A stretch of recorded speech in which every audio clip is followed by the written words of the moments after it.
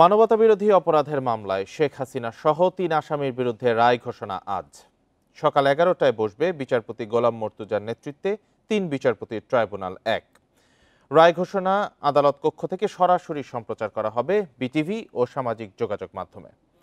সাজা হলে আইন অনুযায়ী আত্মসমর্পণ করলে সুপ্রিম কোর্টে আপিলের সুযোগ পাবেন আসামিরা। জুলাই অভ্যুত্থানে মানবতাবিরোধী অপরাধের মামলায় প্রথম রায় ঘোষণা আজ। ৩.৫ মাসের আনুষ্ঠানিক বিচার শেষে হচ্ছে এই রায়। প্রসিকিউশনের দাবি, মারণাস্ত্র ব্যবহার করে হত্যার নির্দেশ সহ আসামিদের বিরুদ্ধে ৫টি অভিযোগই প্রমাণ করতে পেরেছেন তারা। ট্রাইব্যুনাল আইনের ২০ ধারা অনুযায়ী শেখ হাসিনা ও আসাদুজ্জামান খানের মৃত্যুদণ্ড চান তারা।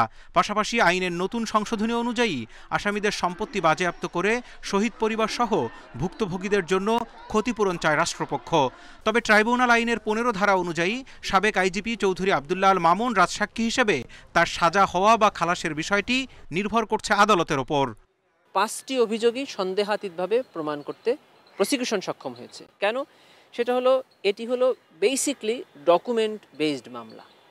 এই আইনে বলা আছে যে কেউ যদি তার অধীনস্থর দ্বারা কোনো অপরাধ সংগঠন করে, অপরাধের সহায়তা করে, অপরাধে উস্কানি দেয়, তাহলে এটা অপরাধ। শেখ হাসিনা তার ক্ষমতায় থাকা অবস্থায় ১৪ই জুলাই থেকে শুরু করে ৫ই আগস্ট পর্যন্ত কন্টিনিউয়াসলি অপরাধ সংগঠন হয়েছে।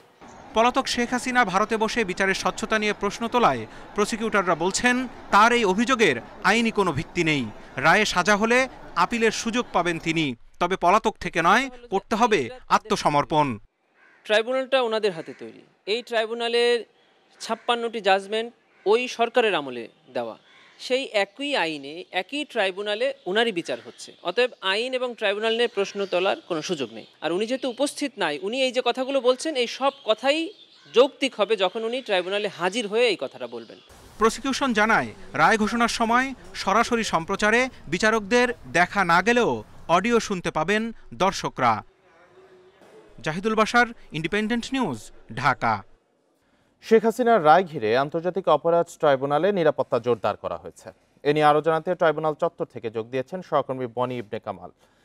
বনি, এই আজকে যেহেতু আর কয়েক ঘন্টার মধ্যে রায় হবে, আন্তর্জাতিক অপরাধ ট্রাইব্যুনাল এবং আশেপাশের এলাকায় নিরাপত্তা ব্যবস্থা কেমন দেখছেন, এবং সার্বিকভাবে রাজধানীবাসীর নিরাপত্তায় আসলে কি ধরনের ব্যবস্থা গ্রহণ করা হয়েছে, যেহেতু বেশ কিছু নাশকতার খবর রাজধানী ঘিরে এসেছে আমাদের কাছে?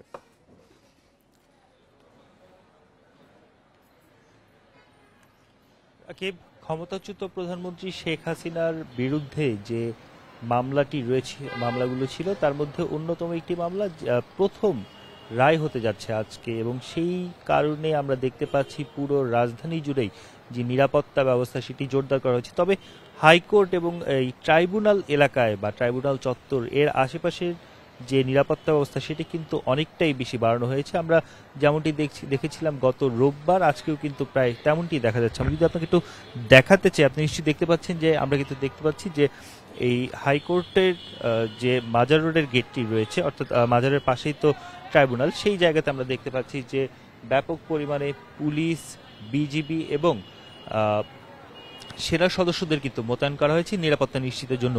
এই পুরো এলাকাটি জুড়েই আসলে একটি বিশেষ নিরাপত্তা ব্যবস্থা কিন্তু নেওয়া হয়েছে। আমরা যতটুকু দেখতে পেয়েছি, আমরা গভীর রাতেও কিন্তু এই জায়গাতে এসেছিলাম, তখন আমরা দেখেছি যে বিজিবি এবং পুলিশ এই পুরো এলাকায় যে নিরাপত্তা নিশ্চিতের জন্য পাহারা দেওয়ার বিষয়টি সেটি কিন্তু তারা করছিলেন।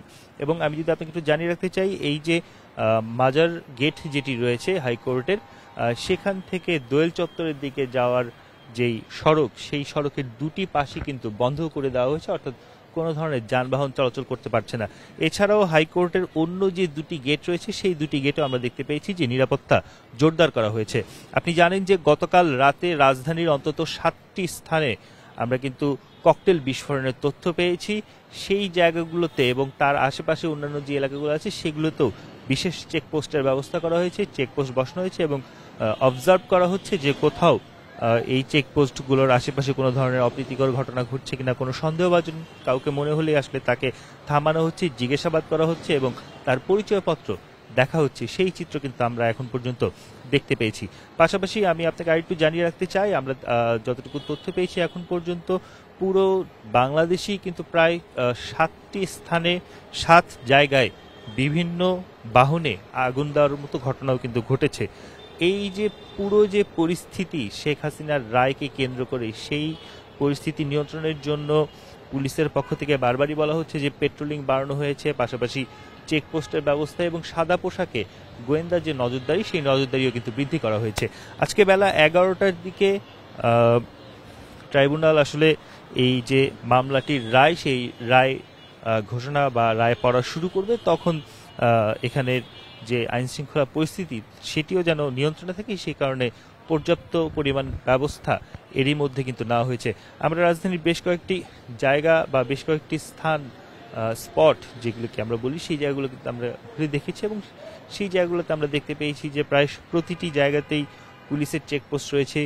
বিজিবির 12 প্লাটুন বিজিবি কিন্তু মোতায়েন রয়েছে। তারা বিভিন্ন সড়কগুলোতে তারা টহল দিচ্ছেন এবং টহল দিয়ে তারা নিশ্চিত করার চেষ্টা করছেন যেন কোনো ধরনের অপ্রীতিকর ঘটনা না ঘটে, সেই ব্যবস্থা করার কিন্তু তারা চেষ্টা করছেন। পাশাপাশি পুলিশের যে যানবাহন, সেই যানবাহনের বাইরেও আমরা দেখতে পাচ্ছি মোটরসাইকেল বা ভাড়া করা যেসব গাড়ি পুলিশের ব্যবহার করে, সেই সব গাড়ি নিয়েও কিন্তু আসলে টহল দেওয়া হচ্ছে।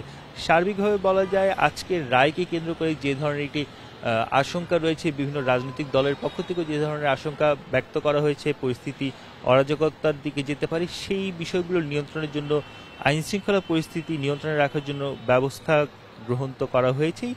শুধুমাত্র পুলিশ নয়, বিজিবি পাশাপাশি সেনাবাহিনীও সেই বিষয়গুলো দেখছে।